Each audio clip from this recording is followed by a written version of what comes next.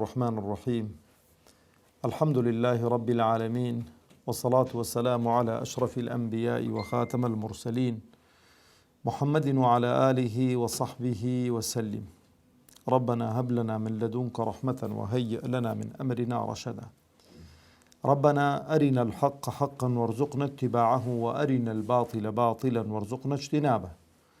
ربنا اغفر لنا ولإخواننا الذين سبقونا بالإيمان، ولا تجعل في قلوبنا غلا للذين آمنوا ربنا إنك رؤوف رحيم.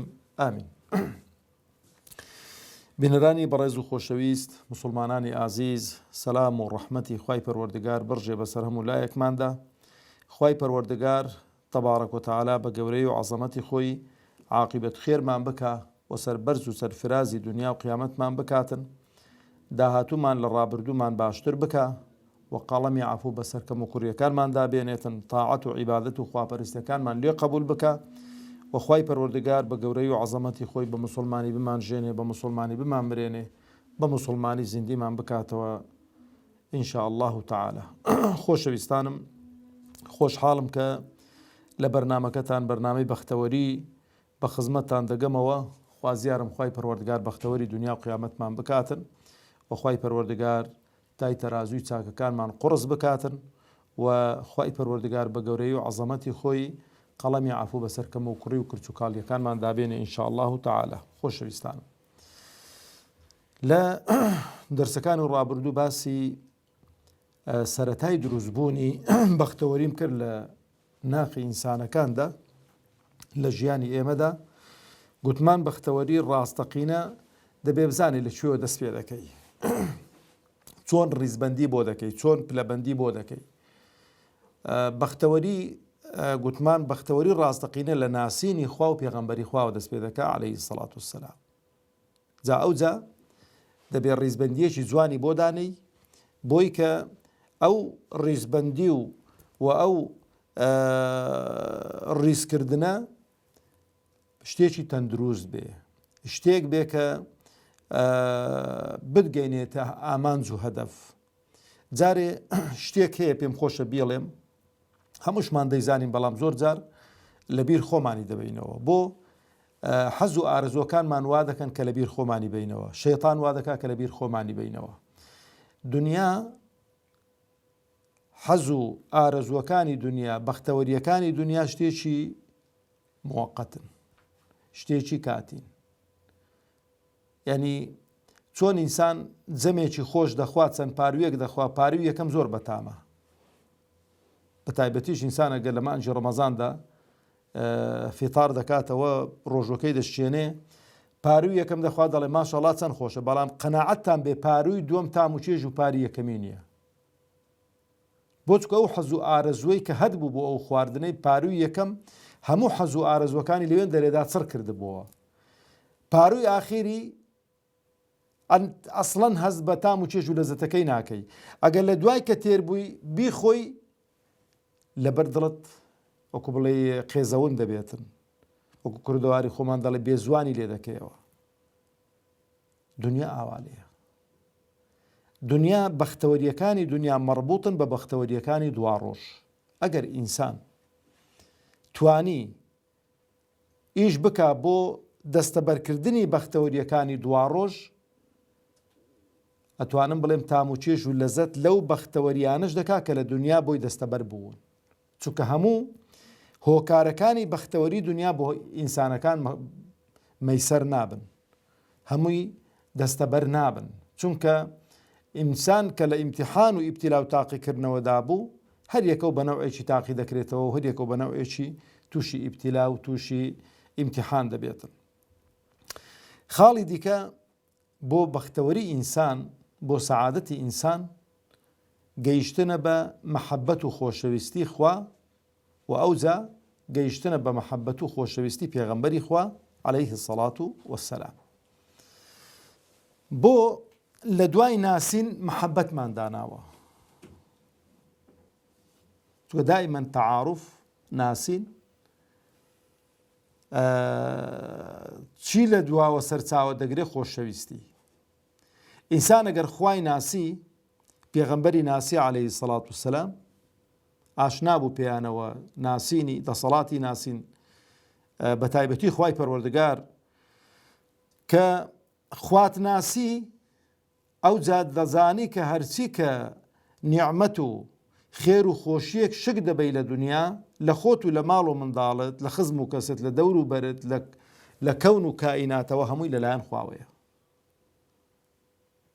هەمووی لەلایەن خواوەیە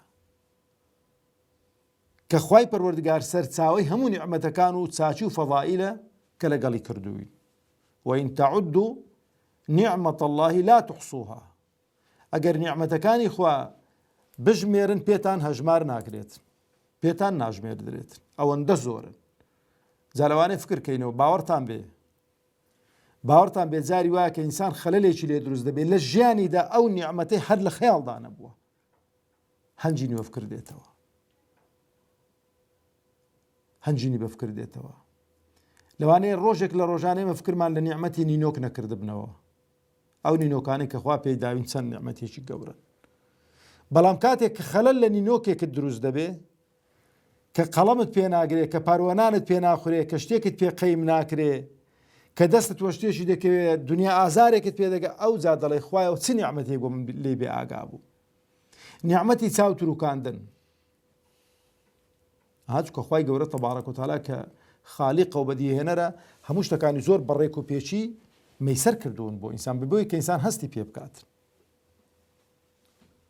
ئەو چاو تروکاندنە کە چاو ئینسان دەتروچێ هەستی پێ ناکەیت چ نیعمەتێکە. بەڵام کە خەلەل دروست بوو چاوەکانت بە زەقیمانەوە و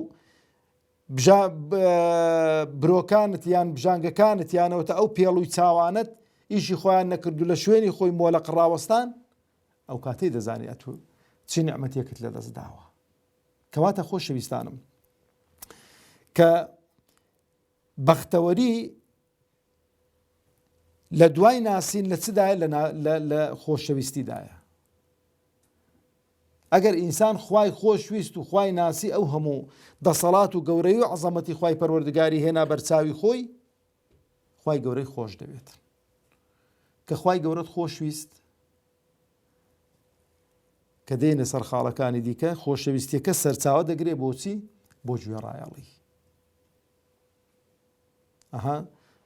قسە زۆر کراوە لەسەر خۆشەویستی و مەحەبەت. هەندێک لە شاعیرەکان دەڵێ شعری جوانیان داناون، دەڵێ ئیدعای خۆشەویستی خوای پەروەردگار دەکەی بەڵامە تۆ سەرپێچی ئەمر و فەرمانەکانی دەکەی.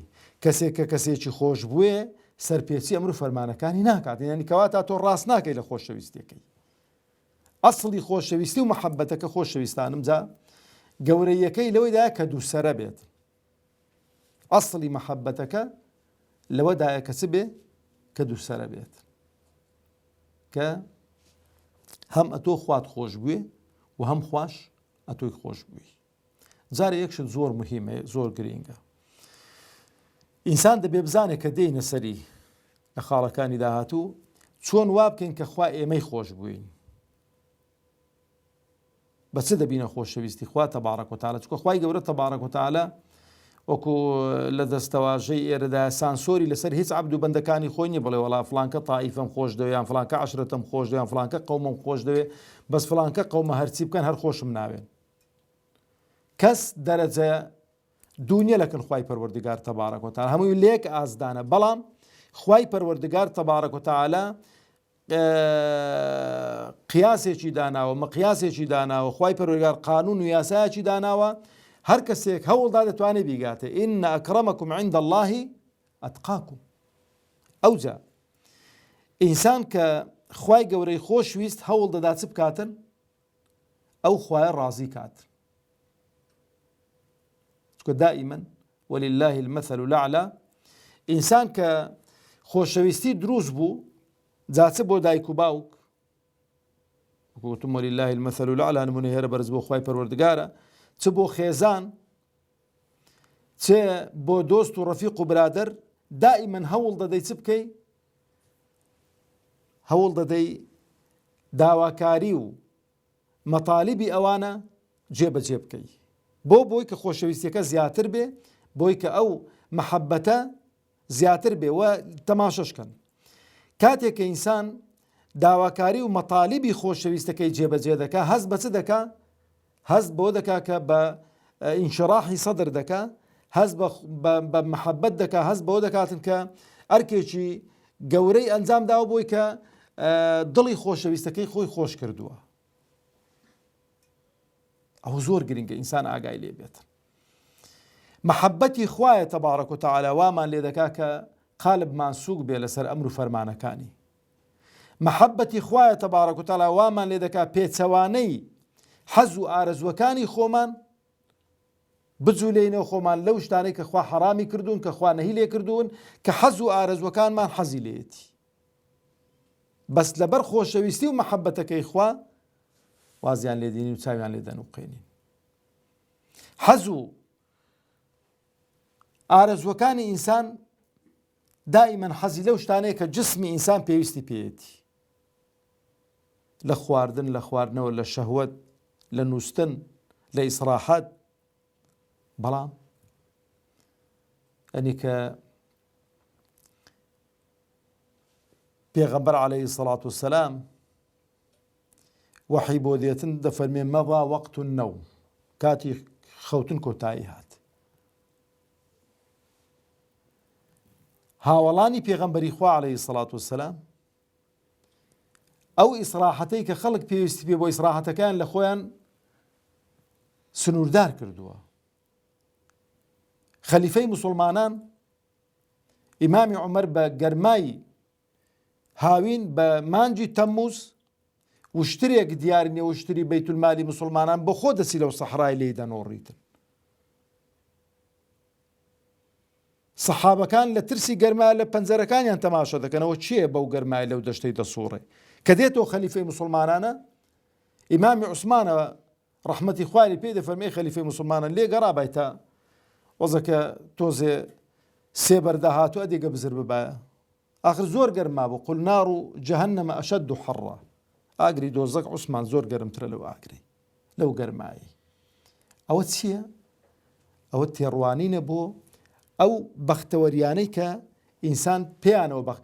کەواتە گەرمات دەبێ ئارەقە دەکەی، بەڵام تام و چێژ و لەزەتی لێ دەکەی. بۆ چکە لە پێناو چێ، لە پێناو زاتێکە کە خۆشت دەوێ، کە بە دوای مەحەبەتی ویدا دەگەڕی. خۆشەویستی خوایە تەبارەک و تەعالا وات لێ دەکا زوبانت پارا و بێ گوێر نەدەی.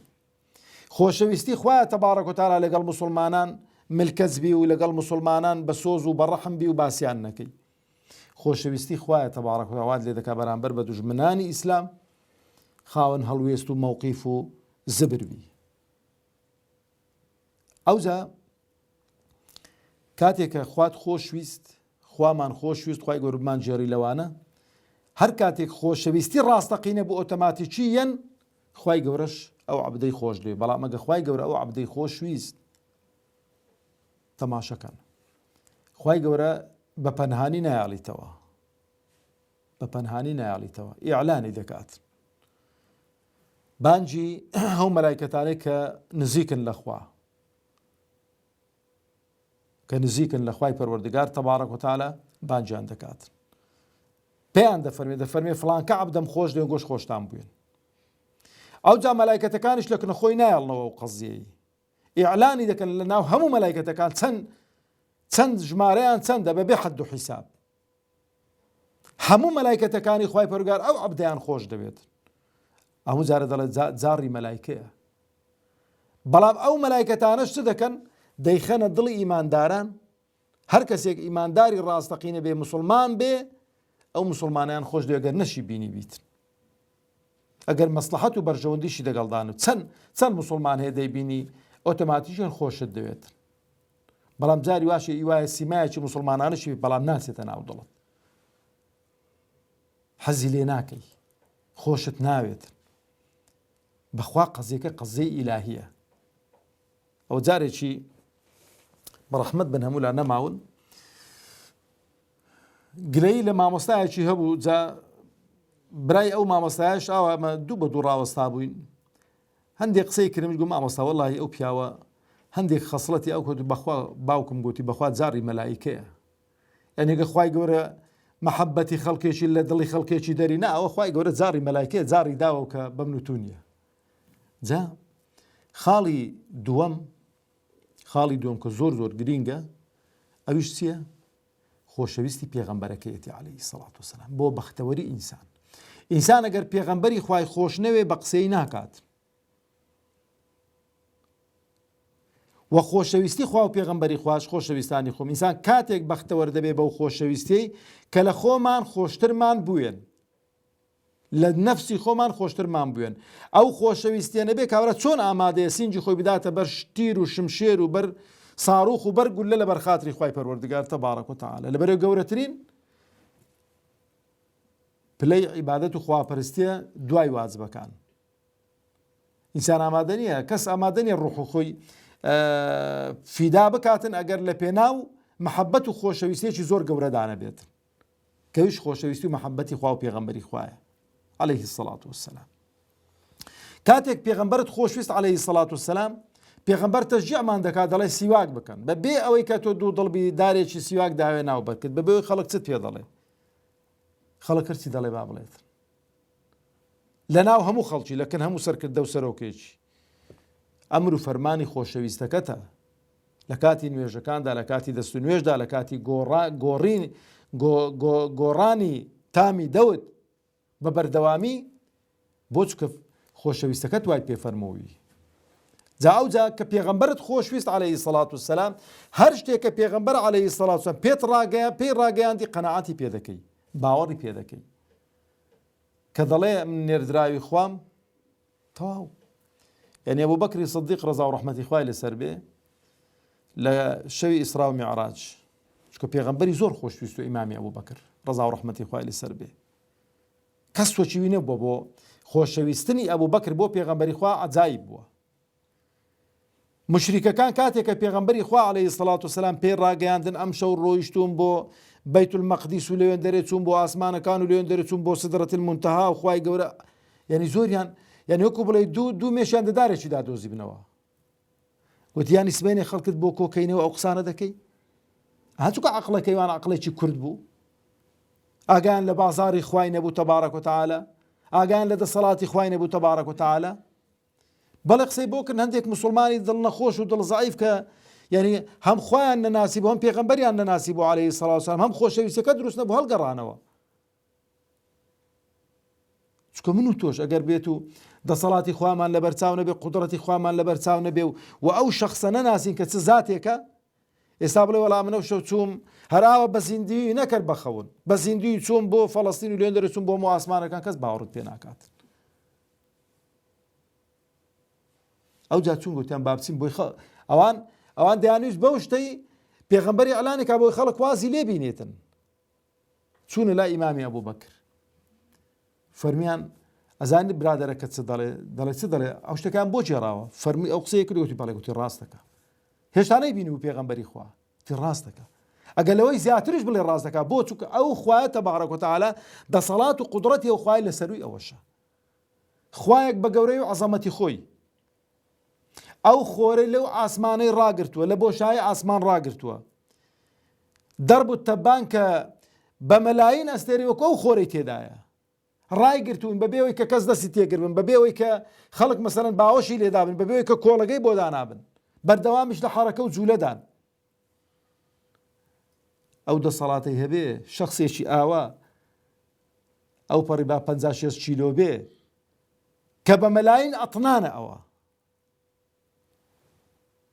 یعنی ئینسان ئەگەر خوای ناسی ئەو شتانە زۆر ئاسانن جا لەبەرەوە کە پێغەمبەر خۆشەویستی خوا و پێغەمبەری خوا دروست بوو بەڵام دەبێ ئەو خۆشەویستیە